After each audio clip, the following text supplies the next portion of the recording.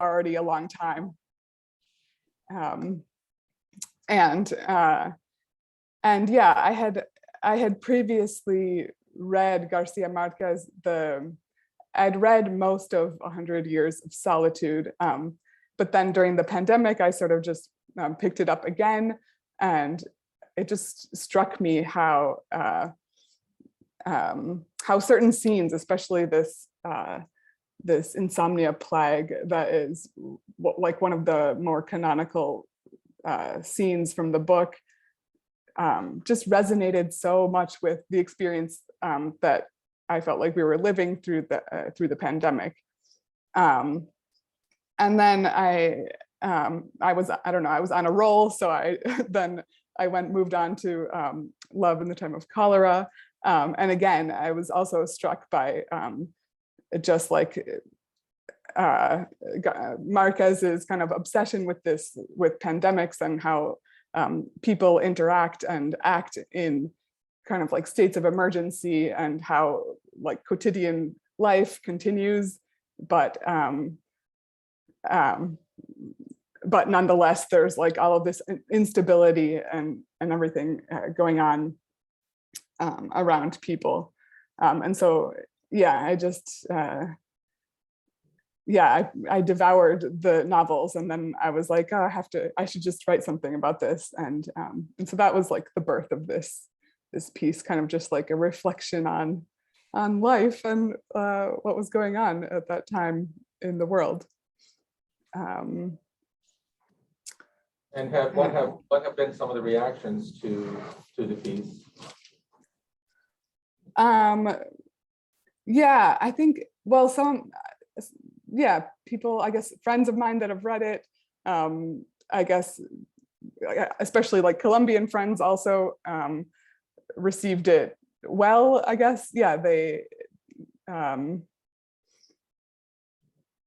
guess, I haven't heard any negative feedback, but I'd be curious to hear kind of what you think, and if you think some of the things that still hold up, because I mean, part of the nature of the pandemic seems like time, the way we experience time is somehow morphed, and like, I don't know, there's all these like memes and things circulating about how you could write a dissertation about like 1 week in the pandemic or something.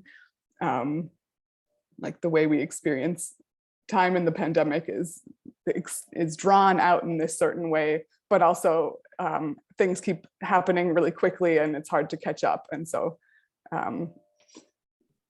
yeah, I'm just curious. I feel that time doesn't mean the same thing anymore.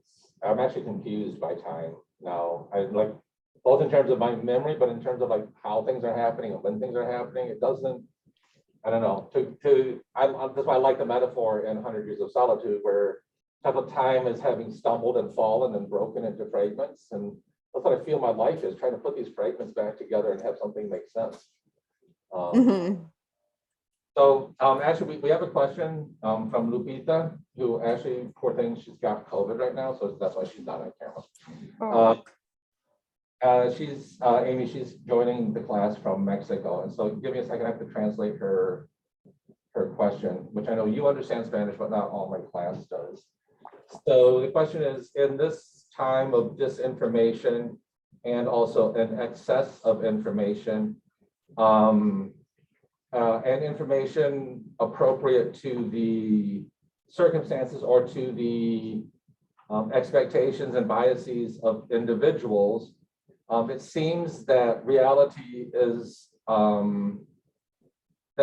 exceeds magic realism. So how do you think that people will talk about the pandemic? Like, what do you think the narrative of the pandemic will look like? And do you think that magic realism will still be a tool to navigate reality going forward? Yeah, that's a really interesting question.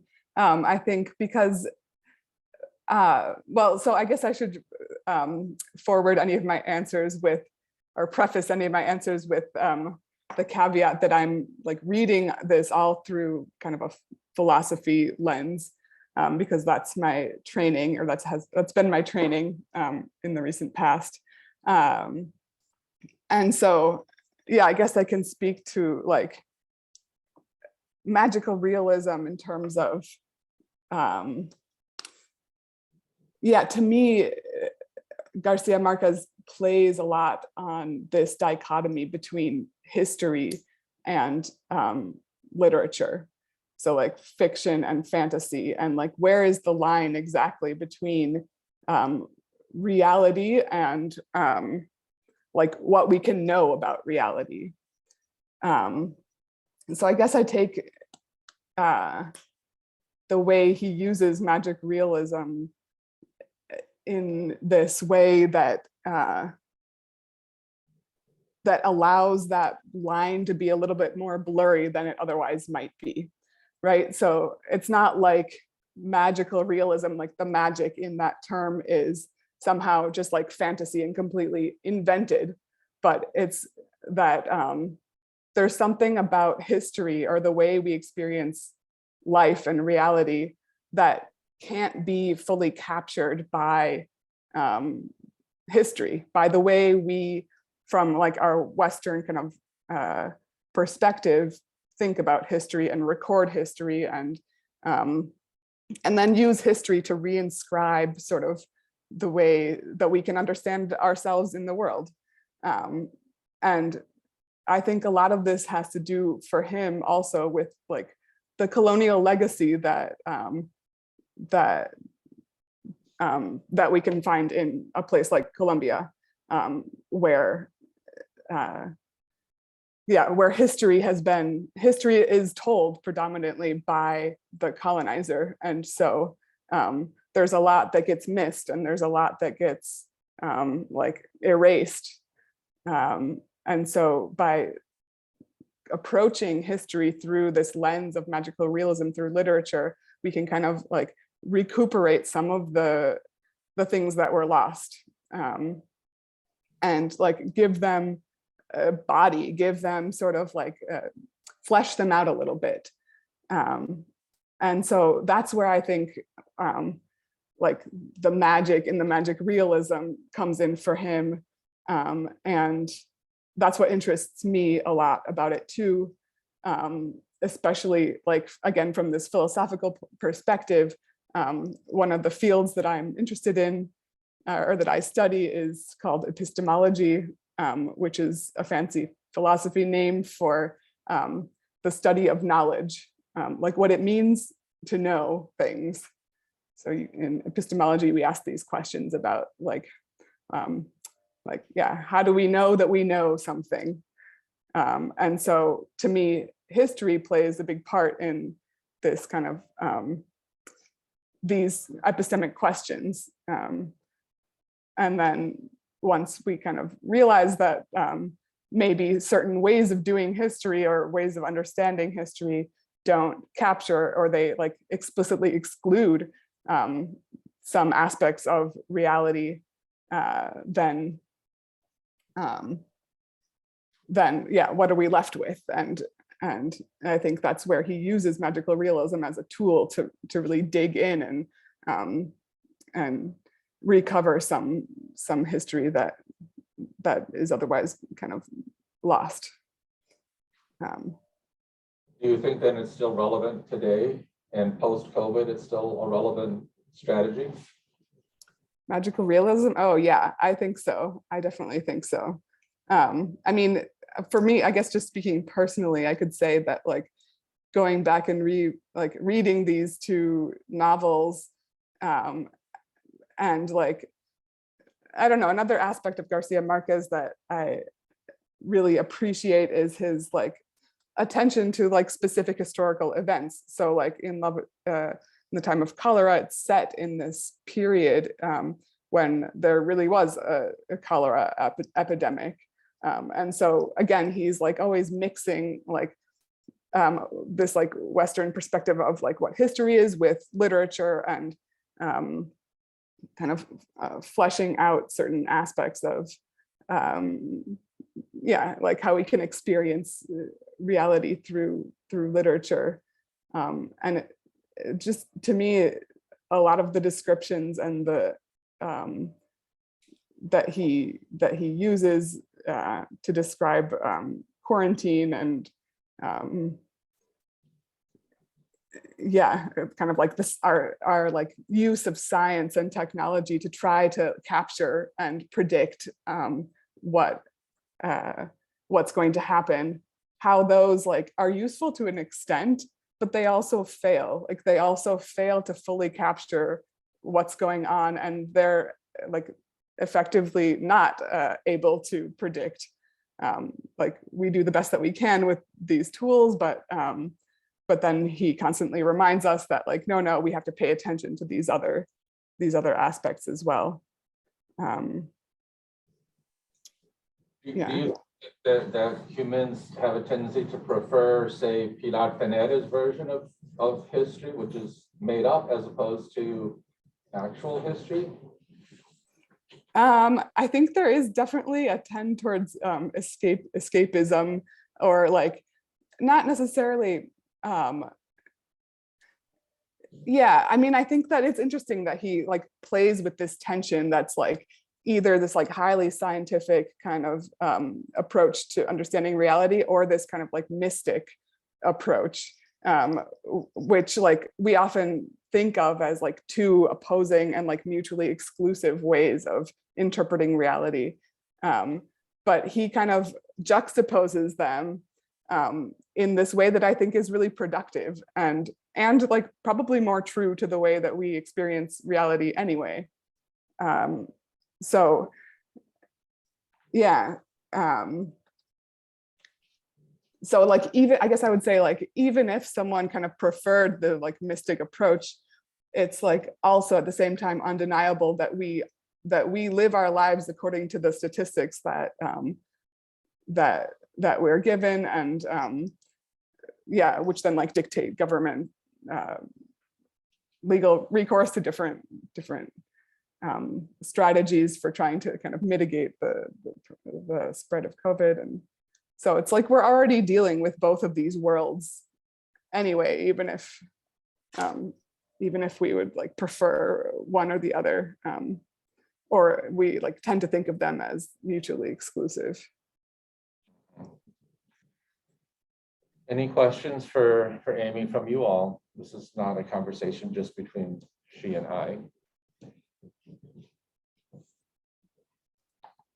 Milan, you might want to get closer if your voice does not carry. Spot because I've bloggered about it. All right. So I know that like you said you wrote this in 2020, like the summer of 2020, like fresh as a pandemic started, and that you're really focusing on the insomnia plague. So could you like, I guess, speak more about, do you feel that the United States or even the world in general, like have we moved past this insomnia plague?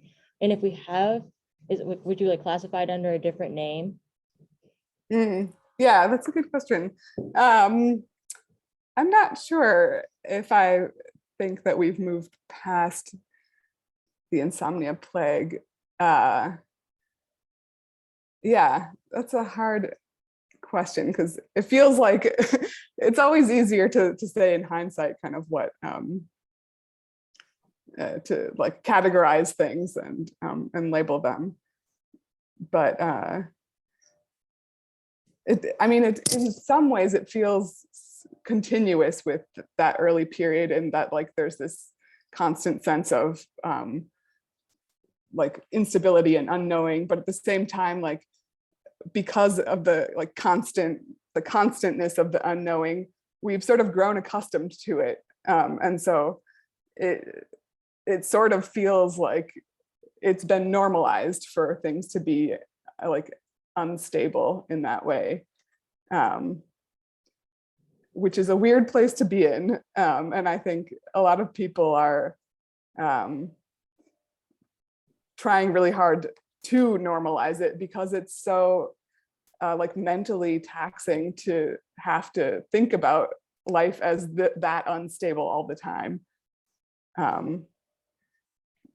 So yeah, I don't know. I mean, what do you think? I guess I would ask. Well, I feel like I agree to an extent, like we're still like sort of like in this insomnia plague, but I feel like the United States has this tendency to always want to bounce back and revert back to normal. And I'm trying to think of like the best word to describe it, but it's just like this weird kind of like stuck feeling that you're like describing, of like even just thinking about like how like supply chains are really being destroyed right now because of like such the holdup of just like getting like supplies in general. Like even personally, like for my job, like we can't get like certain like items like, you know, to sell for food because it's like across the border, like stuck. And I think it's just like this fight to return back to normal. It's like if we're like in the like insomnia plague, I feel like this is like a lucid state of like where what's happening. But like there's nothing that we could really do. Like when you're in a dream, you know that you're dreaming, but you necessarily can't wake up. I feel like we have, I don't know, I guess I would call it like a lucid plague. Yeah, I like that. Well, thank you for answering my question. Yeah, sure. Sarah? So you talked about finding truth in your essay, and I was just wondering, do you think that most of history is truth, or is it more of a narrow-minded, one-sided perspective on the historical narrative that you were speaking of? Yeah, truth is a big question. It's a really interesting one from a philosophical point of view. And I guess I come from this like school of thought that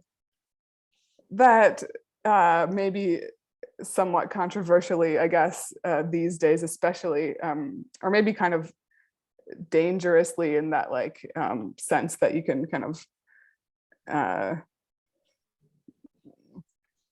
yeah, I guess yeah, maybe we want to like recognize the danger, but also like the utility in thinking of in like expanding the way we can think about what truth is and its relation to history. Because I think that we have this tendency to think about history as always presenting these like hard facts. And when you go to a history class and we learn about like the history of the Civil War, we learn facts. We can read like, I don't know, testimonies from people that like wrote in their diaries at that time. And but it's also, I think, necessary to remember that like all of those narratives come from a particular perspective and they're curated in particular ways. And so I don't know, there's always like another side to what happened in history. And so even if you get sort of like this like official version that glorifies kind of like what truly happened, there is still room to kind of like modify that narrative. And I guess I started talking about truth being dangerous at the beginning because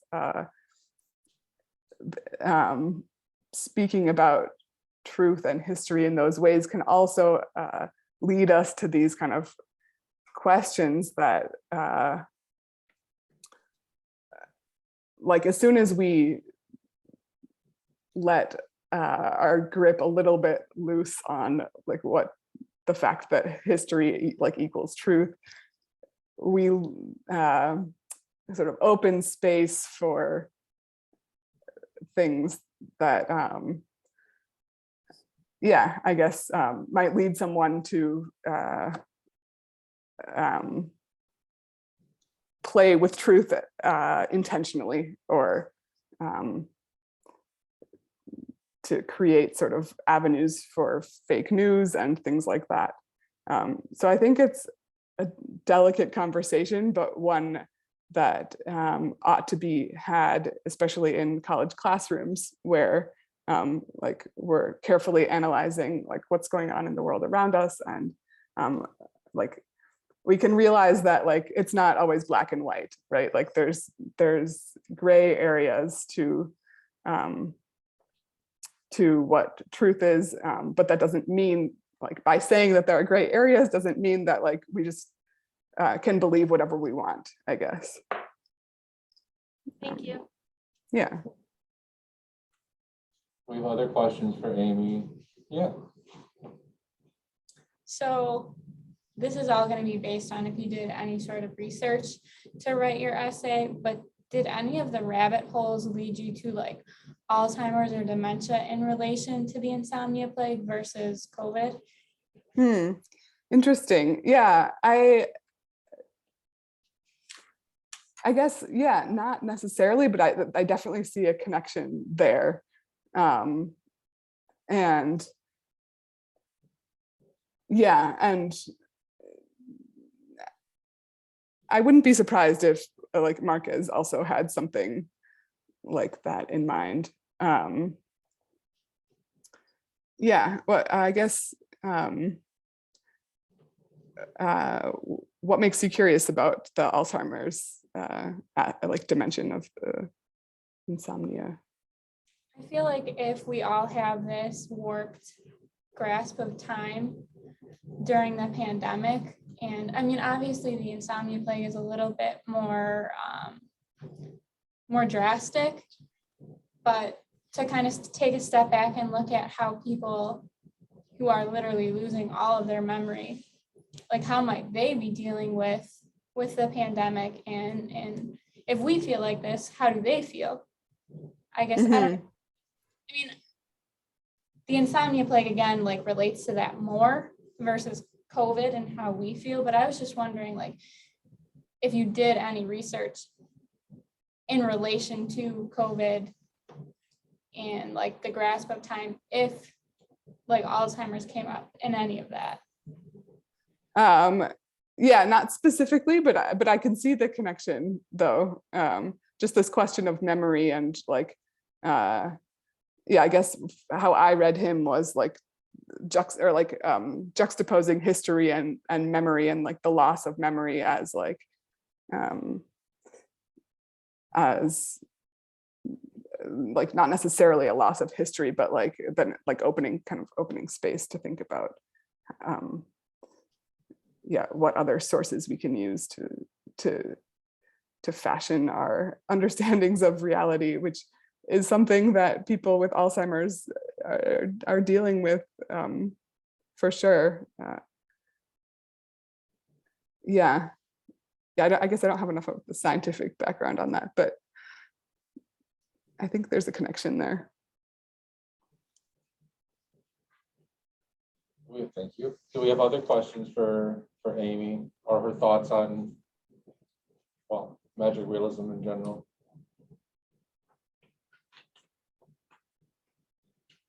I can ask my question. I just have to bring my laptop up so that I can read the quote that I'm talking about. In the first part, you say, you kind of take like an encouraging turn and you say, if one thing has become clear, history, just as much as literature, offers solace and reassures us that this too will pass. A year later, in the same pandemic, in seemingly an unending kind of series of outbreaks, do you still stand by that? Has your faith been shaken by that a little bit? Because it does feel a little bit at this point like maybe it won't, and maybe it's not going to be a return back to normal ever. Yeah, yeah, that's a good question. I feel like, yeah, I'm probably in the same boat as pretty much everyone, with being like very sick of this, of like, yeah, like a new variant is coming out, and like again, we have to like be careful, and like the like hope for going maskless keeps getting pushed back farther and farther. But like, yeah, I guess just reading literature and reading history, like these things happen, like have happened like over and over again. And I guess for me, I don't know that I would think of things as like going back to the way they were, but like always going forward. And like, I guess, yeah, in my lifetime, I can remember distinctly like September 11th, and when like that happened, the Twin Towers fell in New York, and since that date, like air travel changed globally, like you can't like accompany family and friends directly to the gate anymore, and like there's all this security apparatus. And I sort of felt like at the beginning of the pandemic, I was like, this is a moment that's like there's a before and an after, in a similar way to the September 11th event. And so, yeah, I guess I don't think that there's like a way that we're going to go like back to exactly how things were before. I do think that literature helps us kind of like comprehend and navigate the fact that like, even if we can't go back, like it's going to be okay. Like we're going to like find new ways to socialize, and we're going to find new ways to keep living our like lives in like maybe slightly different ways, but maybe those different ways will like produce other positive effects that we wouldn't have had if that didn't happen. And so I guess I'm always or almost always hesitant to be either like black or white, like positive or negative about things, and rather just like kind of see how there are positive things can come out of like really dark situations. Thank you. Yeah. Any other questions for Amy? So Amy, I often look at magic realism as a way to narrate trauma that people don't want to talk about. Mm.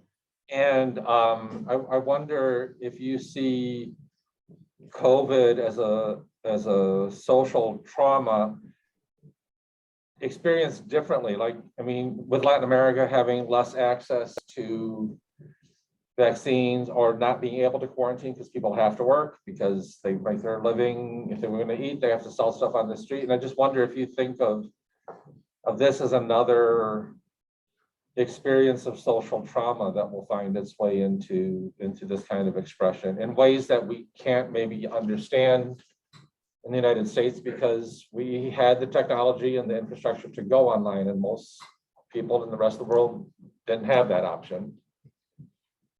Yeah, I mean, I think that one of the most depressing things for me about this pandemic is like the fact that at the very beginning, it felt like it was this global like movement. Like it felt like we were all in something together.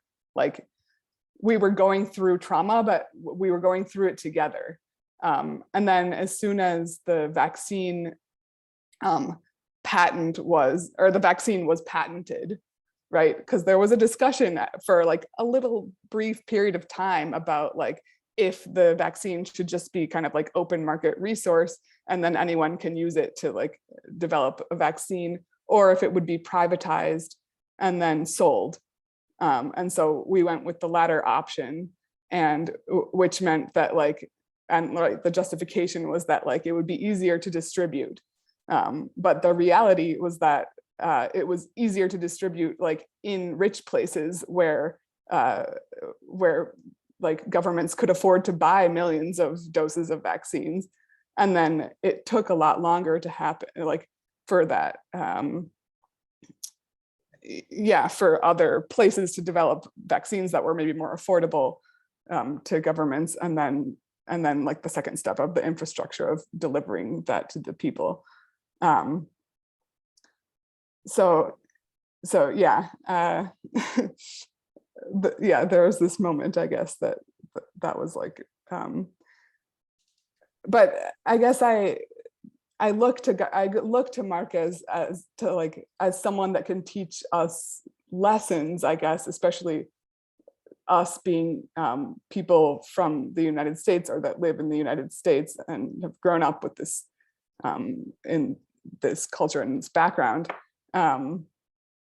Because because of this like consistent sense of precarity and I guess I don't want to say precarity, but like because of like global power dynamics and how they've shaped the way that like the possibilities that certain countries and certain people, certain geographies have to to live life in similar ways.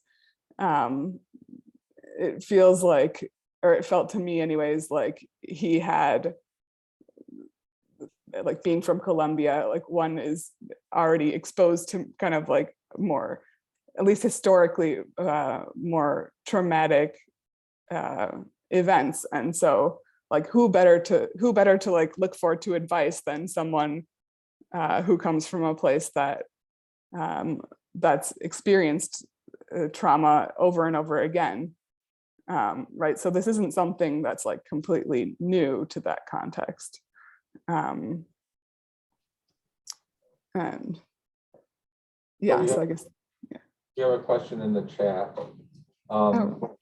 Love has become greater and nobler in calamity in this pandemic, as Florentino says in Love in the Time of Cholera. Yeah, that's a good question. I mean, I guess like sociologically, I could, like, I keep hearing about people and like all these like stories about people that like got stuck quarantining together. Like they went on like one Tinder date or something, and then they had to like make a decision about what they were going to do, and then they just decided to quarantine together, and then it sort of like ended up in a similar kind of scenario as the Love in the Time of Cholera, right, quarantined on this boat. So yeah, and I mean, to me that also inspires hope in a certain way, and maybe that just like I'm like showing my like sentimental, like naive side or something, but I don't know, I think there's something to it, and I think that those stories are celebrated for a reason, right? Like they're circulated, and people consume them and pass them along for a reason. So I don't know, I guess I would say yes. I'd be curious like to know what you think, or anyone else about that. Is it too hopeful? Maybe, but yeah. I mean, I sort of feel like we need hope and love. Like I think we need those things, even if they don't quite meet our expectations. Don't we still need them? Yeah. I mean, Amy, in the end, I'm also, you know, sentimental and romantic. So, despite my cynicism, I think they go together in interesting ways. yes, I think if you live long enough, they do go together. Any other questions from the class? No? Well, thank you, Amy, for taking the time to talk to us and share your essay with us. And it was good timing because this class was coming up when I saw your essay, and I thought, oh, perfect, I can add that to the so I'm gonna say thank you. Thank you. Thank you. Yeah, thank you for your questions. It was nice to talk about it. Be in touch, okay? Yeah, okay, sounds good. Bye.